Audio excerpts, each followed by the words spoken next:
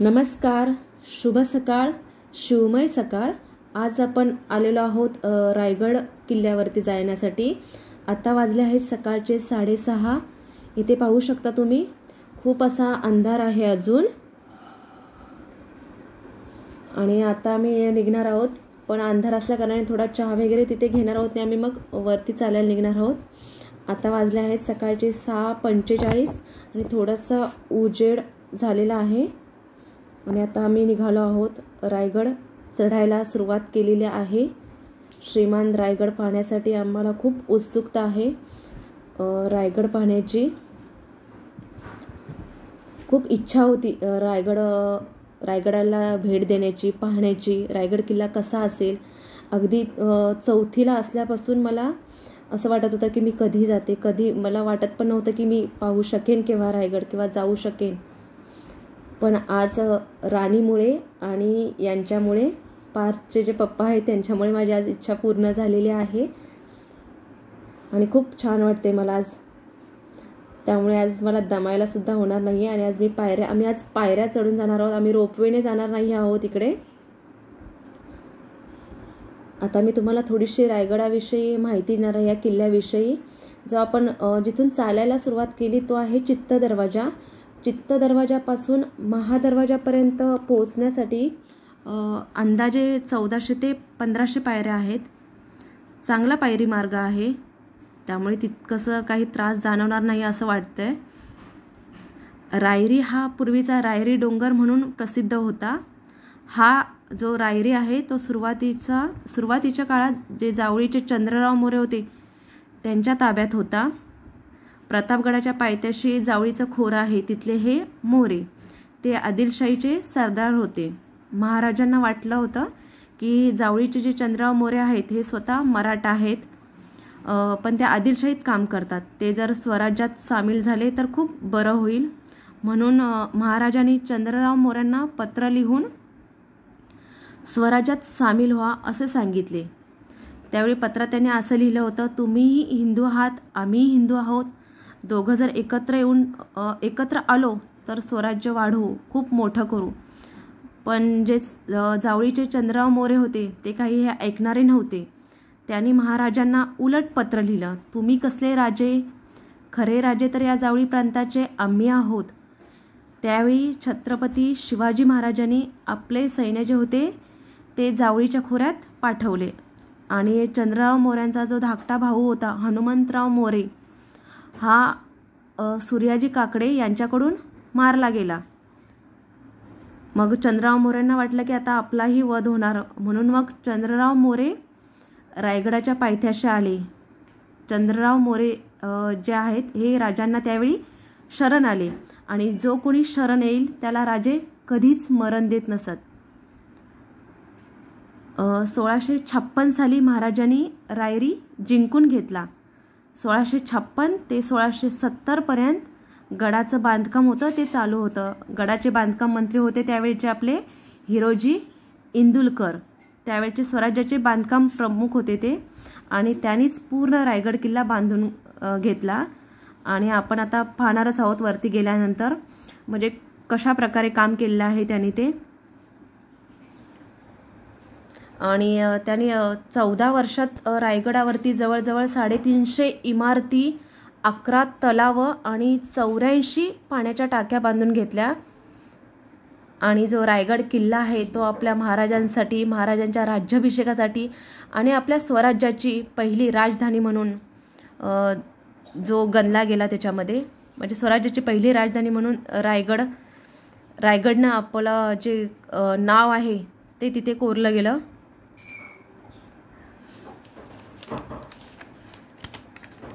आता इथून आम्ही हवा खूप होती इथे, त्यामुळे व्यवस्थित आम्हाला शूटिंग सुद्धा नाही करता आलं।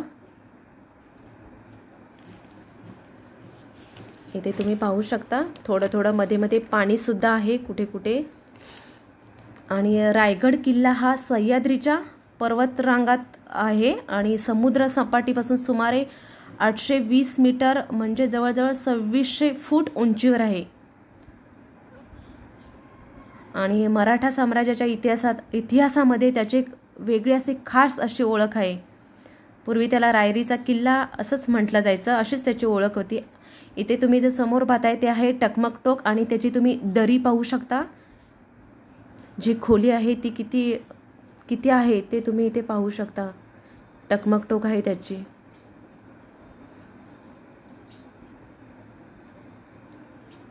मध्ये मध्ये अशी पायवाट असल्या कारणाने तेवढा थकावट जाणवत नाही, थकायला होत नाही तितकंसं. निजामशाही जी होती त्यावेळी निजामशाहीमध्ये रायगडाचा जो उपयोग होता तो कैदी ठेवण्यापुरताच होई. आणि मग 6 एप्रिल 1656ला रायरीस म्हणजे रायगडास महाराजांनी वेढा घातला व मे महिन्यात रायरी महाराजांच्या ताब्यात आली. व त्यावेळेस कल्याणचा जो सुभेदार होता मुल्ला अहमद तो खजिना घेऊन विजापूरकडे निघाल्याची बातमी महाराजांना समजली. त्यावेळी महाराजांनी आपले सर्व मावळे तिथे पाठवून त्यांच्याकडून तो खजिना लुटून रायगडावर आणला व त्याच खजिन्याचा उपयोग बांधकामासाठी इथे केला गेला. आता इथे तुम्ही पाहू शकता खूप छान असं थंड असं हे पाण्याचं झरा आहे. इथे खूप थंड पाणी आहे. अगदी आपण थकून आलेलो असतो खालून चालत चालत आणि नंतर इथलं जे पाणी प्यायल्यानंतर एकदम शांत प्रसन्न वाटलं. एकदम खूप थंड आहे कारण हे जे पाणी आहे ते पूर्ण दगड कपारीतून येतं आहे. आणि इथे पाहत होता थोडा चालून. मी बोललो होतं त्याला की आपले मावळे असे पूर्ण वरती त्यावेळी चालायचे. मग त्यावेळी तो सुद्धा चालून पाहत होता की तिथून उतरून बघत होता कसं वाटतंय, चालायला होतं का.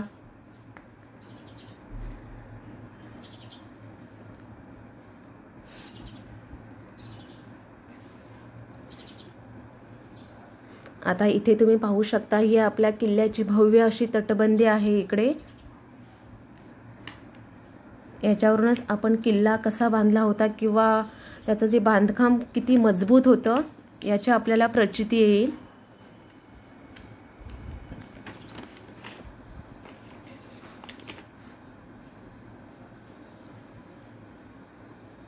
आम्ही जवळजवळ अर्धा जो किल्ला आहे तो सर केलेला आहे. जवळजवळ चढलो आहोत आम्ही अर्ध्या किल्ल्यापर्यंत.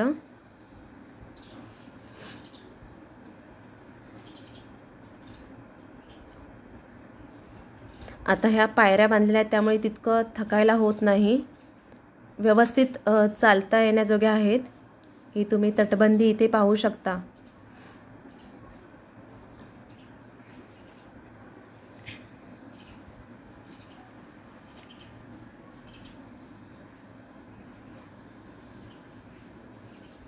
आणि ठिकठिकाणी इथे पाण्याचे झरे सुद्धा आहेत आणि इकडे माकड सुद्धा खूप आहेत. जो किल्ला म्हटला किंवा गड म्हटला की तिथे माकड असतातच. अगदी थंड ठिकाण असतं आणि रायगड इतका उंच आहे की तिथे हवा सुद्धा खूप असते. वारा खूप मोठ्या प्रमाणात असतो इथे. आणि माकडांपासून सावधान राहा. माकड खूप आहे तिथे. म्हणजे एखादी वस्तू हातात वगैरे घेऊ नका तुम्ही.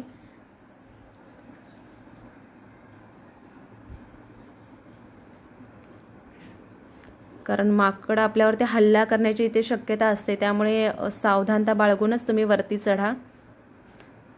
कारण बाजून पूर्ण साईडनं माकड बसलेले असतात प्रत्येक पायरींवरती जाते वेळी.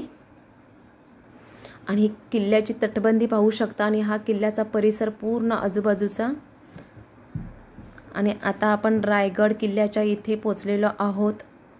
हा आहे महादरवाजा. आणि इथे तुम्ही पाहू शकता महादरवाजाची जी तटबंदी आहे ती पूर्णतः खूप छान अशी आहे. हा आहे महादरवाजा. महादरवाजाजवळ दोन्ही बाजूला सुंदर अशा कमळाकृती कोरलेल्या आहेत.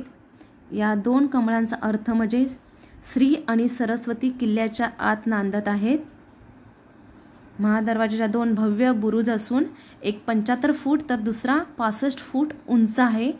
तटबंदीमध्ये जी भोके ठेवलेली आहेत त्याला जंग्या म्हणतात.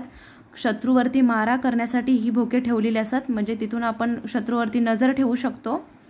आणि दरवाजा जो आहे तो पूर्ण गोमुख पद्धतीचा बांधलेला असतो.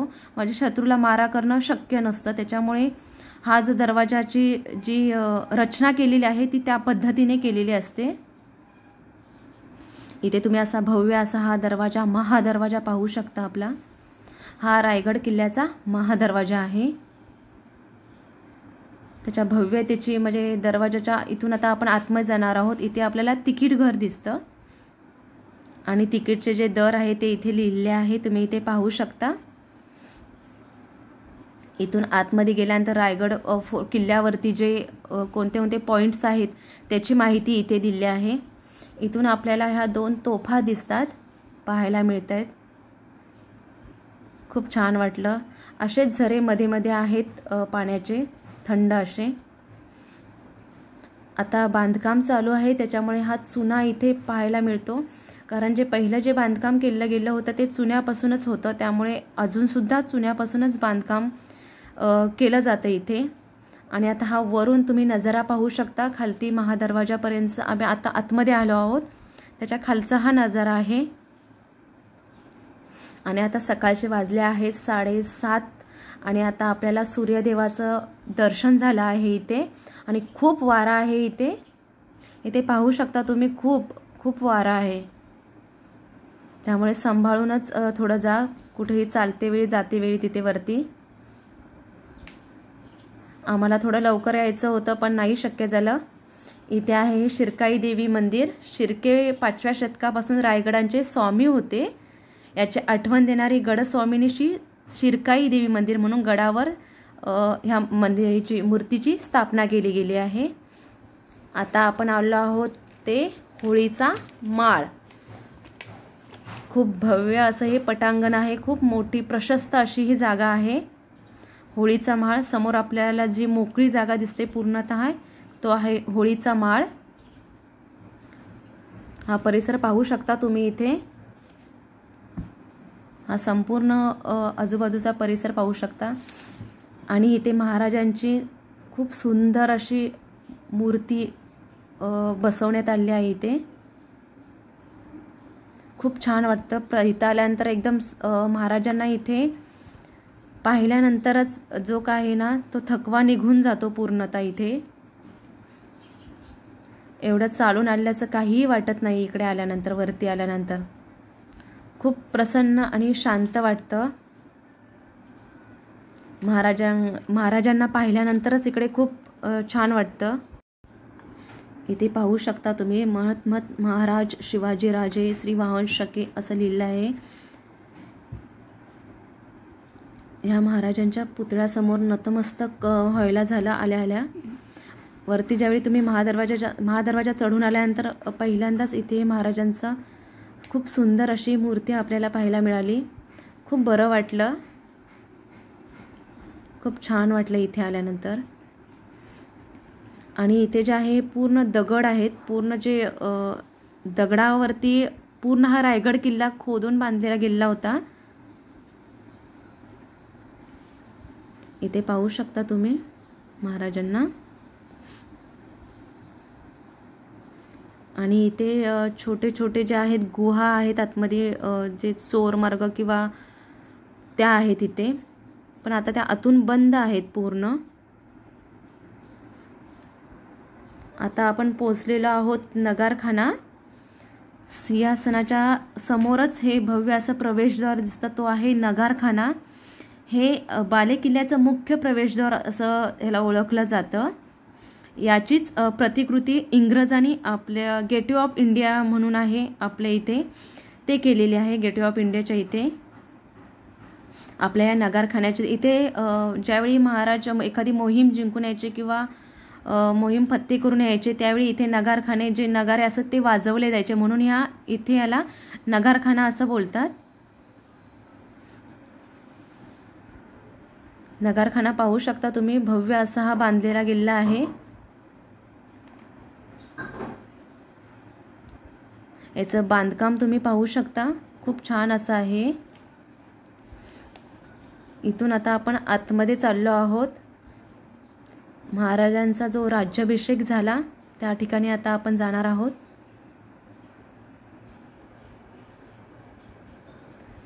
शिवराज्याभिषेक जो आहे तो रायगडाने अनुभवलेला एक महत्त्वाचा असा क्षण होता. महाराष्ट्राच्या इतिहासातील एक महत्त्वाची घटना होती. हा समोरचा परिसर जो आहे तो राजदरबार म्हणून होता.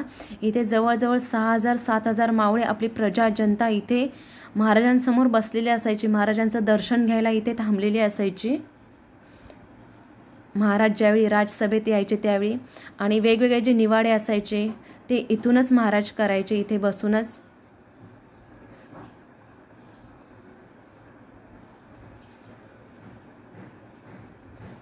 हे इथे तुम्ही पाहू शकता. इथे धान्याचं कोठर किंवा पाण्याची टाकी असावी. आता ते बंद केलेले आहे आणि ही बाजून पूर्ण तटबंदी अशी होती.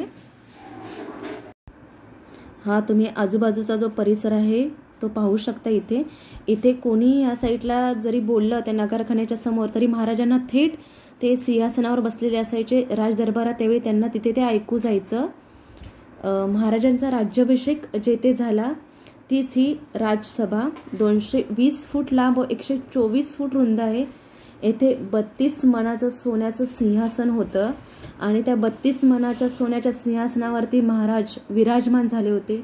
हा आपल्या सर्वांसाठी एक अविस्मरणीय असा क्षण होता त्यावेळी आणि आहे. शिवराज्याभिषेक हा रायगडाने अनुभवला एक महत्त्वाचा असा क्षण होता. आपले राजा सिंहासनावर विराजमान झाले. तो एक क्षण म्हणजे सर्वांचे डोळ्यांचे जे पारणे फेटले होते त्यावेळी जी जनता, जी प्रजा तिथं होती, उपस्थित होती, त्यावेळी सर्वांनी एकच जय जयकार केलेला होता. छत्रपती शिवाजी महाराज की जय असा सगळीकडे जय जयकार होत होता त्यावेळी.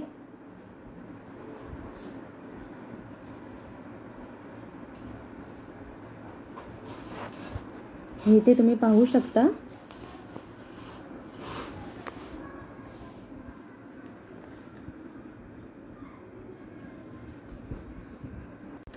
इथे तुम्ही हा परिसर जो आहे तो पाहू शकता. इथून आता आपण बाहेर जाणार आहोत. इथे प्रत्येकाने एकदा तरी महाराजांच्या चरणावरती नतमस्तक व्हा आणि प्रत्येकाने या एकदा रायगड पहा. आयुष्यात एकदा तरी रायगड पहा. आपल्या इतिहासाची आपल्याला म्हणजे आपला इतिहास कसा होता, काय होता याची आपल्याला माहिती येईल. इथून आपल्याला दिसतोय हा भव्य असा आपला राजदरबार. याचे फक्त आता अवशेष इथे उरलेले आहेत. बाकी इथे आपल्याला काहीही दिसत नाहीये आता. फक्त बाहेरच्या बाजूच्या तटबंदी आणि मधले जे अवशेष आहेत दगडी तेवढेच आता आपल्याला इथे पाहायला मिळतात. आता आपण तिथून बाहेर आलो आहोत. तिथून आलो आहोत आपण राजभवन. इथे राजभवन म्हणजे छत्रपती शिवाजी महाराजांचा मुख्य वाडा जो लाकडापासून आता आपण चाललो आहोत. इथे ही जागा आहे, ते महाराजांचा राजवाडा तिथे होता. आता इथे आपण पाहू शकता हा परिसर आणि याच्या बाजूनेच जे एक रूम आहे तिथे आता आपण जाणार आहोत. इथे पाहणार आहोत आपण. इथे जो आहे तो आहे खलबतखाना. तिथून आतमध्ये एक गुप्त अशी खोली आहे, तिथे आता आपण पाहणार आहोत खलबतखाना. तिथून आता आतमध्ये उतरायला ज्या आहेत त्या पायऱ्या आहेत, इथे पाहू शकता तुम्ही. हा खलबतखाना म्हणजेच जे गुप्त बोलणे करण्यासाठी जी खोली असते, महाराजांसोबत तिथे गुप्त खलबते चालायची. आतमध्ये पूर्णतः अंधार आहे तिथे. इथून आता आपण गेल्यानंतर तिथं आतमध्ये पूर्णतः अंधार असल्या कारणाने मी तुम्हाला पूर्णतः ती खोली दाखवू शकत नाही. इथे एखाद्या मोहिमेविषयी जी चर्चा, जी गुप्त खलबत असायची ती इथे व्हायची. महाराजांचे जे सहकारी असायचे, जे मावळे असायचे, जे सेनापती, जे महत्त्वाचे जे असायचे सेवक, त्यांच्यासोबत इथे महत्त्वाच्या चर्चा केल्या जायच्या.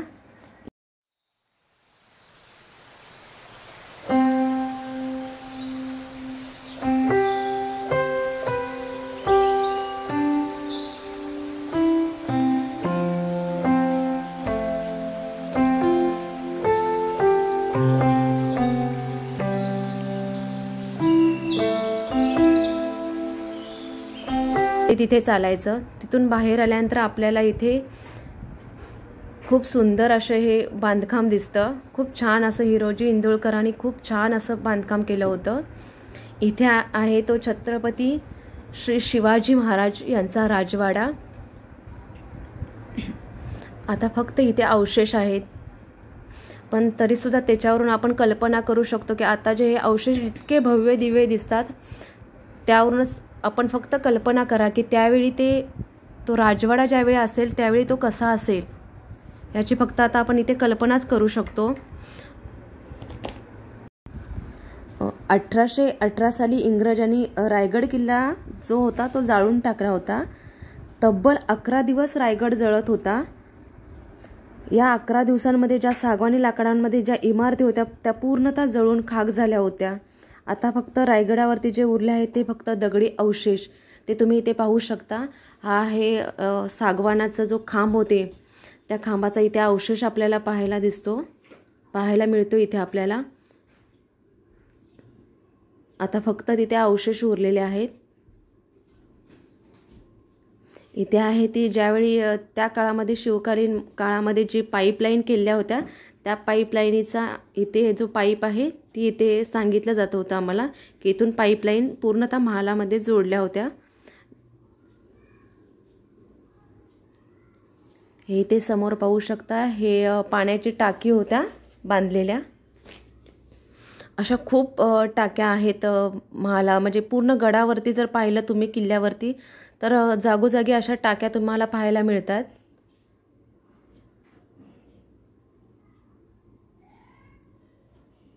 आणि हा वाडा तुम्ही पाहू शकता महाराजांचा, जो मुख्य वाडा होता इथे महाराजांचा, जो पूर्णतः लाकडांपासून सागवानी लाकडांपासून बनवला होता आणि त्यामुळेच तो पूर्णतः जळून खाक झालेला आहे. आता इथे आम्ही तिथून बाहेर आल्यानंतर आता आपण जाणार आहोत जे टाकसाळ आहे तिथे जाणार आहोत. तिथे शिवकालीन जी नाणी चलनात होती त्यावेळी ती तिथे बनवली जायची.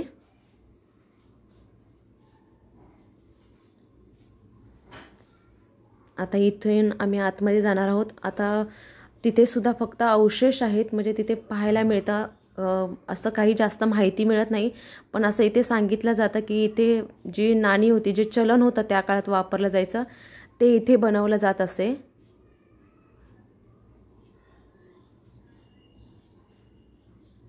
आणि जागोजागी म्हणजे ज्या सूचना फलक आहेत जे पाट्या लावल्या त्याच्यामुळे ते समजू शकतं की इथे हे होतं ते होतं, ह्या गोष्टी आपल्याला समजतात.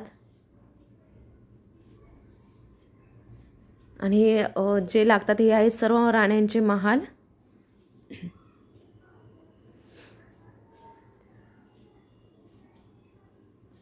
हे महाराजांच्या राण्यांचा जो महाल होता तो आहे हा. अगदी किचन, आपण आत्ताच्या ह्याच्यात बोललो तर किचन, बेडरूम, हॉल अशा टाईपचा अगदी पूर्णतः बांधलेले आहेत. भव्य असा हा राजमहाल आहे हा राण्यांचा. म्हणजे प्रत्येक राण्यांसाठी एक एक महाल असा बांधलेला होता. एका लाईनीने असे 6 महाल आहेत बांधलेले.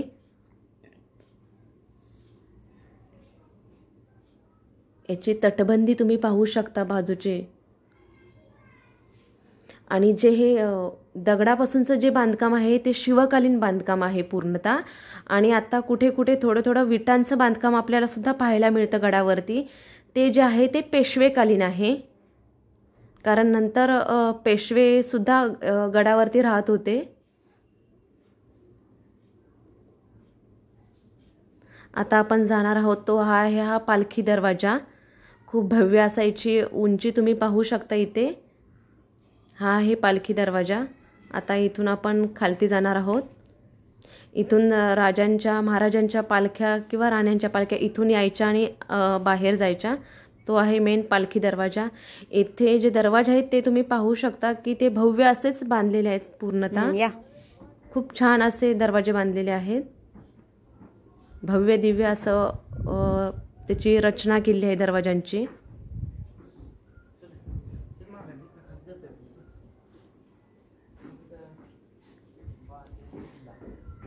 आणि अशा ज्या आहेत चोर वाटा किंवा गुप्त ज्या वाटा आहेत ना, पायऱ्यांचा मार्ग आहे तो ठिकठिकाणी आहे गडावरती.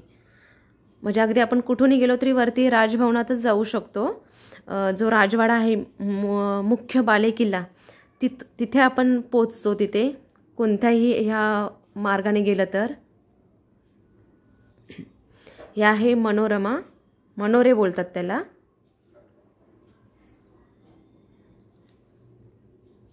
आणि हे मनोरे पाहू शकता इथे. ज्यावेळी महाराज कोणतीही मोहीम जिंकून यायचे, फत्ते करून यायचे ज्यावेळी, त्यावेळी मग इथून 7व्या मजल्यावरून भगवा फडकवला जायचा आपला.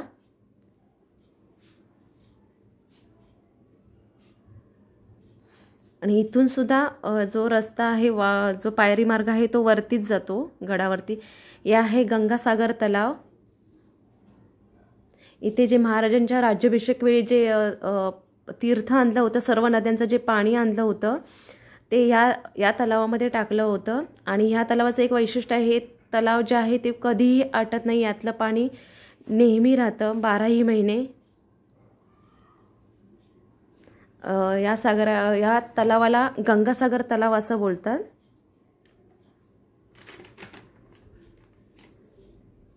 आणि ही तुम्ही इमारत ही पाहू शकता, मनोरे. आणि इथून आता आम्ही वरती जाणार आहोत.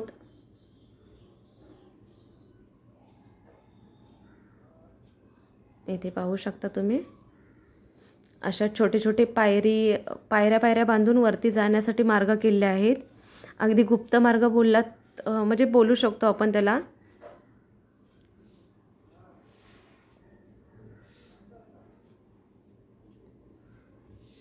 आता फक्त इथे गवतच आहेत. आता हा जो राणीचा महाल होता त्याच्या मागे एक आम्हाला गेट दिसला तिथून असं बाहेर जाण्यासाठी. म्हणून आम्हाला पाहायचं होतं की त्याच्या मागे काहीतरी असेल, म्हणून आता तिथून आम्ही आतमध्ये जात आहोत. तिथे आपल्याला सूचना फलक वगैरे काही लावलेलं नाही आहे, पण म्हणजे आम्हाला वाटलं असं की तिथे बाहेर जाऊन पाहावं काय आहे ते त्या साईडला. आणि इथे आम्हाला दिसले ती त्या काळातली जे शौचालय आहेत ती आहेत तिथे. इथे पाहू शकता तुम्ही, ही दगडी आहेत पूर्णतः. हे शौचालय इंग्रजांच्या काळातले, म्हणजे आपल्याला असं वाटतं की इंग्रजांनी हे केलं, शौचालय बांधायचे, टॉयलेट्स वगैरे बांधायची कल्पना त्यांची इंग्रजांनी ते इकडे घेऊन आले. पण तसं नाही, हे शिवाजी महाराजांच्या काळात सुद्धा, म्हणजे जे आपले बांधकाम मंत्री होते त्यांनी त्यावेळी बांधलेले आहेत. हिरोजी इंदुलकर जे आपले बांधकाम मंत्री होते त्यांची केवढी दूरदृष्टी होती आपण म्हणू शकतो. त्या काळात सुद्धा त्यांनी हे शौचालय बांधले आहे तिथे. आणि आपल्याला असं वाटत होतं की इंग्रजांकडून हे आपल्याकडे आलेले आहेत, पण नाही, हे आपल्याकडेच आहे.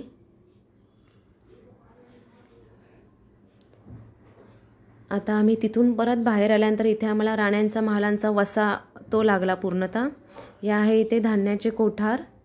हे इथे तुम्ही पाहू शकता, जे महाराजांचं अष्टप्रधान मंडळ होतं त्यांचे हे वाडे आहेत. हे सलग असं एक समान आहेत, सगळ्या सलग आहेत ते 8 वाडे.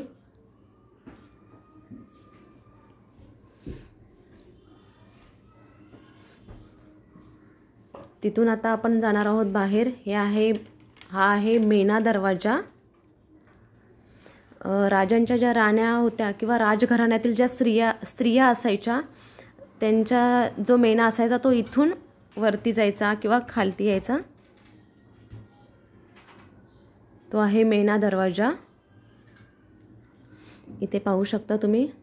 आणि ही किल्ल्याची तटबंदी आहे या साईडची. आणि इकडून थोडे बाहेरच्या साईड, या उजव्या साईडला गेल्यानंतर आपल्याला हिरकणी बुरुज लागतो.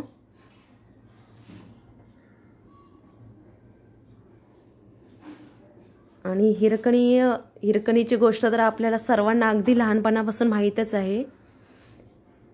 हिरकणी रोज इकडे गडावरती दूध घालायला यायची. गवळण होती ती. आणि एक दिवस ती बाजारपेठेत गेली. बाजार करताना संध्याकाळ झाली, उशीर झाला आणि गडाचे दरवाजे हे बंद करण्यात आले. आणि जे पहारेकरी होते गडाचे ते तिला खालती सोडत नव्हते, दरवाजा उघडत नव्हते. आणि तिचं जे छोटं बाळ होतं ते घरी होतं, ती एकट्याला ठेवून आली होती इकडे. आणि मग तिचा जीव आहे तो काही राहत नव्हता, जीव कासावीस तिचा होत होता बाळाला भेटण्यासाठी. त्यावेळी ती या हिरकणी बुरुजावरून खाली, आत्ता त्याला नाव ठेवण्यात आले हिरकणी बुरुज, त्यावेळी ती त्या बुरुजावरून म्हणजे त्या कड्यावरून खाली उतरून घरी गेली आपल्या बाळासाठी. आणि त्याचीच आठवण म्हणून महाराजांनी इथे ह्या कड्याला नाव दिलं हिरकणी बुरुज असं. आणि ज्यावेळी महाराजांना ही गोष्ट समजली की हिरकणी गड उतरून खाली गेली, त्यावेळी दुसऱ्या दिवशी मग महाराजांनी हिरकणीला गडावरती बोलवून तिचा आदर सत्कार केला, साडी चोळी देऊन तिचा मान सन्मान केला. आणि तिची आठवण म्हणून त्यांनी त्या बुरुजाला नाव दिलं हिरकणी बुरुज. आता आपण आलेलो आहोत ते कुशावर तलाव आणि वाघ दरवाजा तिथे जाण्यासाठी.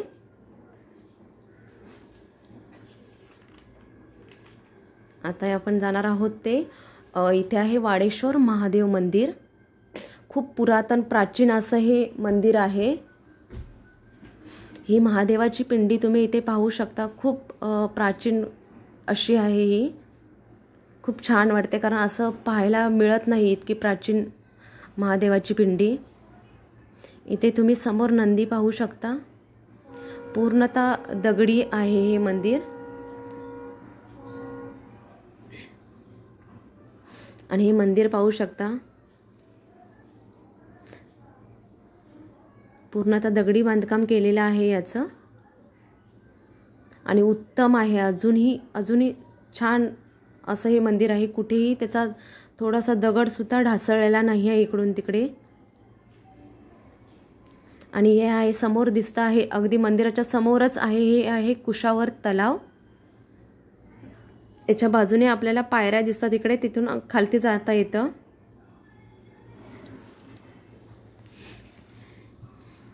आता तिथून आल्यानंतर आम्ही पुढे आलो. त्याच्यानंतर आम्हाला जे पाहायचं होतं ते आहे ही बाजारपेठ. महाराजांच्या काळातील भव्य अशी ही बाजारपेठ आहे. तुम्ही ते पाहतच असाल आता. ही आहे महाराजांच्या काळातील बाजारपेठ. पेठेची जी बाजारपेठ आहे तिच्या दोन्ही रांगात प्रत्येकी 22 दुकानं आहेत. 2 रांगांमधून जे जवळपास 40 फूट रुंदीचा आहे रस्ता आहे मध्ये. महाराजांच्या काळामध्ये बाजार हा जो आहे तो घोड्यांवरती बसून व्हायचा, म्हणून ह्याची उंची तुम्ही पाहू शकता. इथे आपल्या खांद्यापर्यंत हे उंच अशी बाजारपेठ बनवलेली आहे. ही दुकानं आहेत ती. कारण त्यावेळेचा बाजार आहे तो घोड्यावरून व्हायचा. आणि जे घोड्यावरून बाजार करत नसत त्यांच्यासाठी इथे पायरी मार्गसुद्धा आहे. अगदी पायऱ्या बांधून ठेवल्या आहेत. ते पायऱ्या चढून वरती जाऊन तुम्ही बाजार करू शकत असे. इथे पाहू शकता तुम्ही भव्य अशी ही बाजारपेठ आहे. खूप छान वाटते ही बाजारपेठ पाहिल्यानंतर.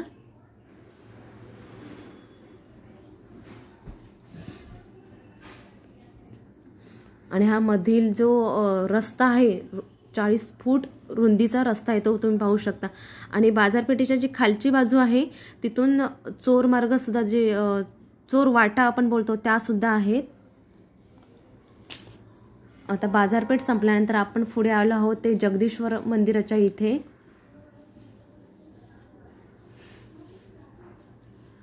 महाराजांचं दैवत. महाराज रोज सकाळी पहाटे इथे दर्शनासाठी येत असत. जगदीश्वराचं जे मंदिर आहे ते आपल्याला लांबून पाहिल्यानंतर सेम मस्जिद जसं असतं तसंच वाटतं. त्याची रचनाच तशी केली होती. करण्यामागे सुद्धा महाराजांचा एक उद्देश होता. कारण जे खालून कुणी छत्रून जर पाहिलं तर त्याला वाटावं की मस्जिद आहे आणि त्याने हल्ला करू नये यासाठी अशी याची रचना केलेली होती या मंदिराची. आता आपण आतमध्ये गेलेलो आहोत.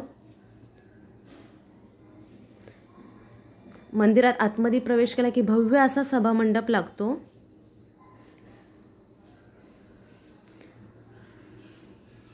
हे इथे जगदीश्वराचं तुम्ही भव्य असं मंदिर पाहू शकता. ती होती हनुमंताची भव्य अशी मूर्ती. आणि आता आपण जगदीश्वराचं दर्शन घेऊया.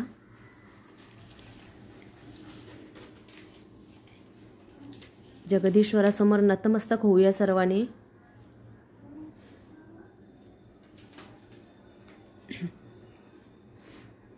मंदिराचं बांधकाम तुम्ही इथे पाहू शकता.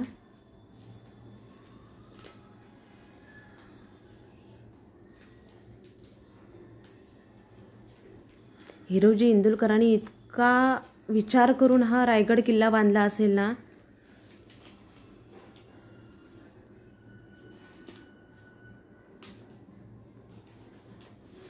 आणि इथे आहे ती छत्रपती श्री शिवाजी महाराजांची समाधी.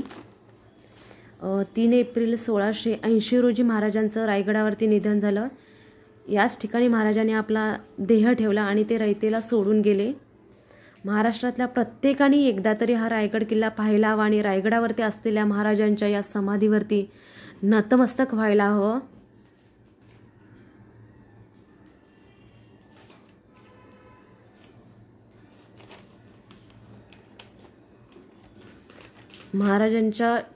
महाराजांवरती अंत्यसंस्कार इथेच करण्यात आले होते, त्यामुळे इथेही महाराजांची समाधी बांधलेली आहे. इथे बाजूलाच महाराजांच्या समाधीच्या बाजूलाच वाघ्या कुत्र्याची समाधी आहे. म्हणजे इतिहासकाळात असं म्हटलं जातं की महाराजांचे ज्यावेळी अंत्यसंस्कार चालू होते तेव्हा महाराजांच्या वाघ्या नावाच्या कुत्र्याने त्या आगीत उडी घेतली होती, म्हणून त्यांच्या बाजूलाच वाघ्या कुत्र्याची समाधी आहे. आणि इथे लिहिलं आहे, सेवेचे ठाई तत्पर हिरोजी इंदोळकर. जे हा किल्ला बांधलेला आहे, जो गड किल्ला बांधलेला आहे ते आहेत हिरोजी इंदोळकर.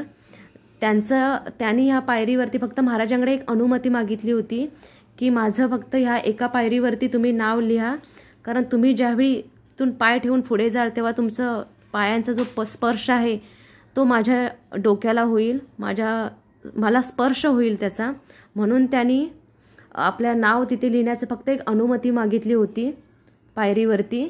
आणि मग तिथे लिहिलं होतं, सेवेचे ठाई तत्पर हिरोजी इंदुळकर.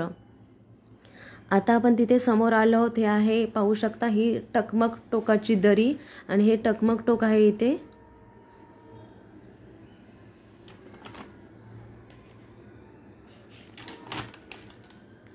इथे समोर पाहू शकता तुम्ही टकमक टोक.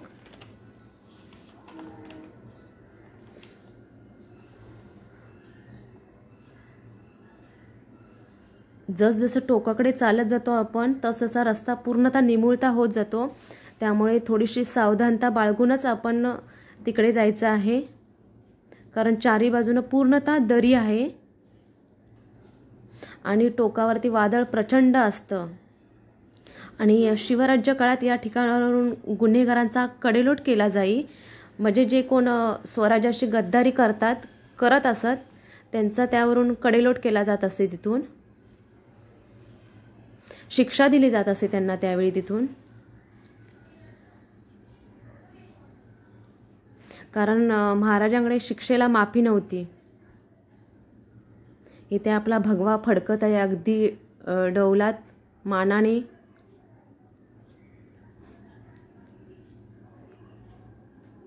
आणि इथून पाहू शकता तुम्ही किती खोल अशी दरी आहे. आणि याच्या खालती जे गाव आहे ते छत्रे निजामपूर म्हणून गाव आहे तिथे. आणि हा गडाचा टकमक टोकावरून गडाचा खालचा भाग तुम्ही पाहू शकता. इथून आपल्याला परत उतरून खाली जायचं आहे.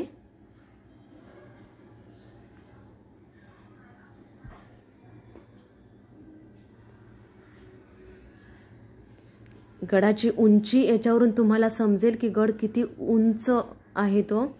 आता तिथून आपण आलो आहोत पुढे. हा आहे नाणे दरवाजा. हा समोर तुम्ही इथे आता पाहू शकता, खूप छान असा नाणे दरवाजा आहे. अगदी खूप प्राचीन, म्हणजे असं खूप छान वाटलं हा दरवाजा पाहून. सर्वात छान आवडली जागा माझी म्हणता येईल. खूप छान असा आहे, पण ह्या पावसाळ्यात त्याची पूर्णतः पडझड झालेली आहे. रायगड किल्ल्यावर हा जो एकच लहान असा दरवाजा आहे त्याला नाणे दरवाजा म्हणतात.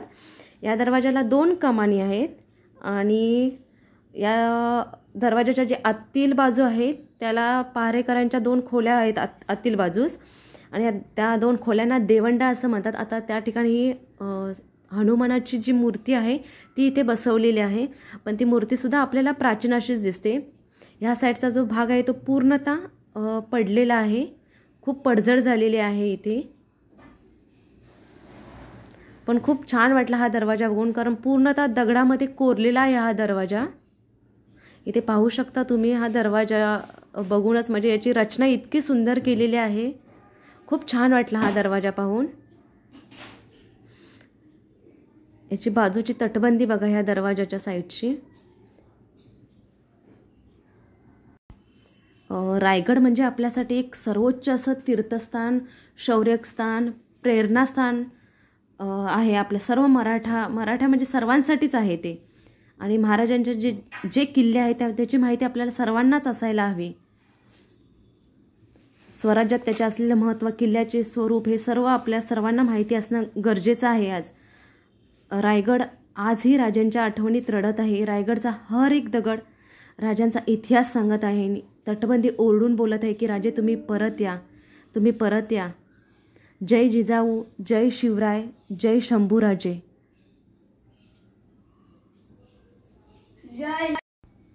जर माहिती सांगताना काही चुकलं असेल तर माफी असावी.